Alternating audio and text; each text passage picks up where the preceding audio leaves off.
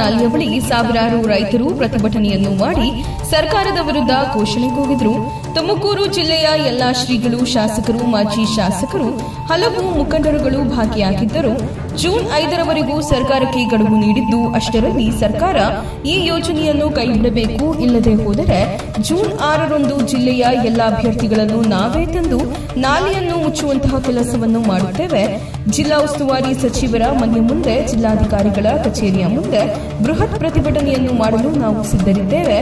ಇದು ಅಕ್ರಮ ಯೋಜನೆಯಾಗಿದ್ದು ರೈತರು ಯಾರೂ ಸಹ ಹೆದರುವಂತಹ ಅವಶ್ಯಕತೆ ಇಲ್ಲ. ಪೊಲೀಸರು ನಿಮ್ಮ ಮೇಲೆ ದಬ್ಬಾಳಿಕೆ ಮಾಡಲು ಬಂದರೆ ನಮ್ಮನ್ನ ಕರೆಯಿರಿ, ನಾವೇ ಬರುತ್ತೇವೆ. ಜೈಲಿಗೆ ಹಾಕಿದರೂ ಸರಿ, ನಮ್ಮ ನೀರನ್ನು ನಾವು ಬಿಡುವುದಿಲ್ಲ ಎಂದು ಘೋಷಣೆಯನ್ನು ಕೂಗಿದರು.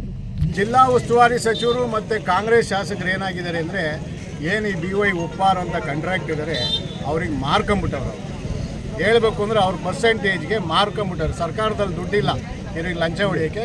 ಇದೊಂದು ಸ್ಕೀಮ್ ಮಾಡಿಬಿಟ್ಟು ಅವ್ರು ಮಾರ್ಕೊಂಡು ಇವತ್ತು ರೈತರನ್ನ ಬೀದಿಗೆ ತತ್ತವ್ರೆ. ರೈತರು ಎಚ್ಚೆತ್ತು ಒಳಪಟ್ಟು ಹಿಡ್ಕೊಂಡು ಎಳ್ಕೊಂಬರೋಕ್ಕೆ ಮುಂಚೆನೇ ಎಲ್ಲರೂ ರೈತರ ಪರ ನಿಲ್ಲಬೇಕು ಅಂತ ತಮ್ಮ ಮೂಲಕ ಒತ್ತಾಯ. ಇವತ್ತು ಹೆಚ್ಚಿನ ಸಂಖ್ಯೆಯಲ್ಲಿ ಬಂದಿದ್ದರು. ಮಠಾಧೀಶರು ಇರ್ಬೋದು, ಜಿಲ್ಲೆಯ ಅನೇಕ ನಾಯಕರುಗಳು ತುಂಬ ಉತ್ಸಾಹದಿಂದ ನಾವು ಶಕ್ತಿ ಪ್ರದರ್ಶನ ಮಾಡಿದ್ದೀವಿ. ಯಾಕೆ ಅಂತಂದರೆ ಗೊತ್ತಾಗುತ್ತೆ ಇದರಿಂದನೇ ರೈತರಿಗೆ ಎಷ್ಟು ಹೊಟ್ಟೆ ಉರಿತಾ ಇದೆ, ಕಷ್ಟ ಇದೆ ನಮ್ಮ ಗುಬ್ಬಿ ತಾಲೂಕಿನಲ್ಲಿ ಮತ್ತು ನಮ್ಮ ಜಿಲ್ಲೆನಲ್ಲಿ ಅಂತ. ಇದು ಇಷ್ಟಕ್ಕೆ ಮುಂದೆ ಏನು ನಿಲ್ಲಲ್ಲ. ಯಾಕೆ ಅಂತಂದರೆ ನಿಲ್ಲಿಸೋವರೆಗೂ ಹೋರಾಟ ನಾವು ಮಾಡೇ ಮಾಡ್ತೀವಿ. ಯಾವುದೇ ಏನೋ 4ನೇ ತಾರೀಕುವರೆಗೂ ನಾವು ಸಾಂಕೇತಿಕವಾಗಿ ನಾವು ನಿಲ್ಲಿಸಿದ್ದೀವಿ. ಯಾವುದೇ ಕಾರಣಕ್ಕೆ ಕೆಲಸ ಮಾಡಲಿಕ್ಕೆ ಬಿಡೋದಿಲ್ಲ. ಕೆಲಸ ಶುರು ಮಾಡಿದೆ ಅಂತಂದರೆ ನಾವು ಮತ್ತೆ ಬರ್ತೀವಿ ಜನ. ಅದಾದಮೇಲೆ ಏನು ಸರ್ಕಾರ ಏನು ತೀರ್ಮಾನ ತಗೊಳುತ್ತೆ ಅದ್ರ ಮೇಲೆ ನಿಂತಿರುತ್ತೆ. ನಮಗೆ ಆಫೀಸ್ಗೆ ಹೋಗೋಕ್ಕೂ ಅವಕಾಶ ಇಲ್ಲ.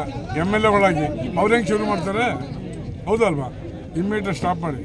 ನಮ್ಮ ಜಿಲ್ಲೆಯ ಶಾಸಕರಿಗೆ ರೈತರ ಬಗ್ಗೆ ಕಾಳಜಿ ಇಲ್ಲ.